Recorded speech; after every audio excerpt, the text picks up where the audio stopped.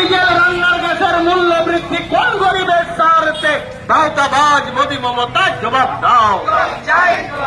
এই অবিলম্বে বিষ্ণুপুর পৌরসভায় অস্থায়ী কর্মীদের স্থায়ীকরণ করতে হবে।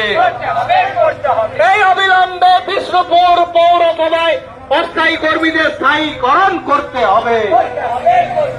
বিষ্ণুপুর পৌরসভার অভ্যন্তরে অবৈধভাবে পুড়িয়ে জমি বিক্রি করা চলছে।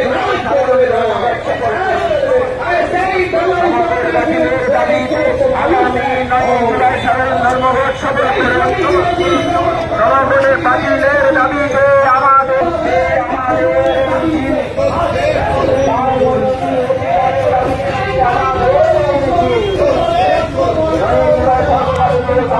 সাধারণ ধর্মঘটের পক্ষে আমাদের সাধারণ মানুষের স্বার্থে আমাদের মিছিল, সমগ্র বাতিলের দাবিতে আমাদের মিছিল।